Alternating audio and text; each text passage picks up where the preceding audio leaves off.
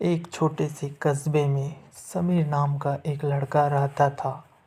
बचपन में ही पिता की मृत्यु हो जाने के कारण परिवार की आर्थिक स्थिति बड़ी दयनीय थी।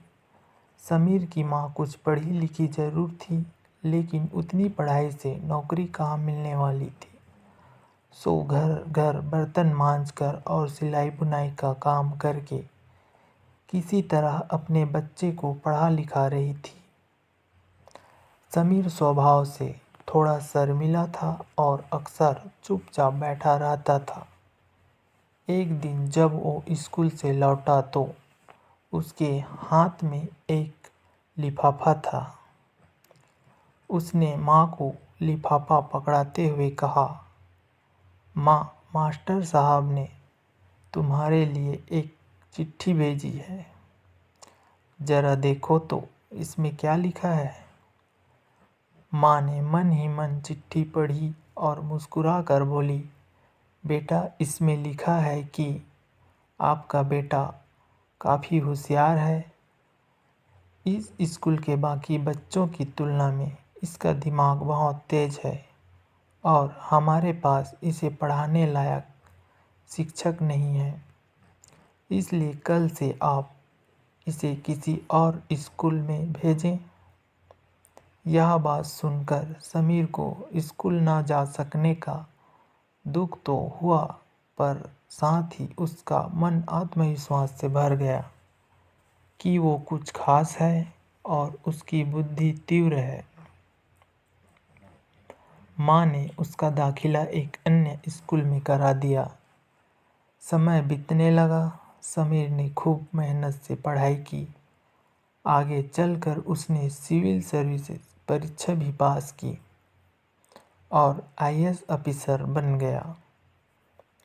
समीर की माँ अब बूढ़ी हो चुकी थी और कई दिनों से बीमार भी चल रही थी और एक दिन अचानक उनकी मृत्यु हो गई। समीर के लिए ये बहुत बड़ा आघात था। वह बिलख बिलख कर रो पड़ा। उसे समझ नहीं आ रहा था कि अब अपनी माँ के बिना वो कैसे जिएगा। रोते रोते ही उसने माँ की पुरानी अलमारी खोली और हाथ में उनकी माला, चश्मा और अन्य वस्तुएं लेकर चूमने लगा। उस अलमारी में समीर के पुराने खिलौने और बचपन के कपड़े तक संभाल कर रखे हुए थे। समीर एक एक करके सारी चीज़ें निकालने लगा और तभी उसकी नज़र एक पुरानी चिट्ठी पर पड़ी। दरअसल ये वही चिट्ठी थी जो मास्टर साहब ने उसे 18 साल पहले दी थी।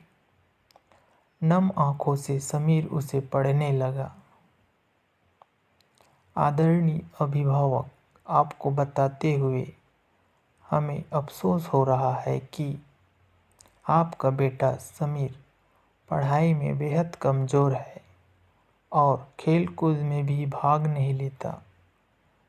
जान पड़ता है कि उम्र के हिसाब से समीर की बुद्धि विकसित नहीं हो पाई है, अतः हम इसे अपने विद्यालय में पढ़ाने में असमर्थ हैं। आपसे निवेदन है कि समीर का दाखिला किसी मंदबुद्धि विद्यालय में कराएं अथवा खुद घर पर रखकर इसे पढ़ाएं। सदर प्रिंसिपल। समीर जानता था कि भले अब उसकी माँ इस दुनिया में नहीं रही, पर वो जहाँ भी रहे उनकी ममता, उनका आशीर्वाद सदा उस पर बना रहेगा। दोस्तों, रुडयार्ड किपलिंग ने कहा है कि भगवान सभी जगह नहीं हो सकते, इसलिए उसने माँ बनाई है। माँ से बढ़कर त्याग और तपस्या की मूरत भला और कौन हो सकता है। हम पढ़ लिख लें, बड़े होकर कुछ बन जाएं, इसके लिए वो चुपचाप ना जाने कितनी कुर्बानियाँ देती है। अपनी ज़रूरतें मार कर हमारे शौक़ पूरा करती है। यहाँ तक कि संतान बुरा व्यवहार करे तो भी माँ उसका भला ही सोचती है। सचमुच माँ जैसा कोई नहीं हो सकता।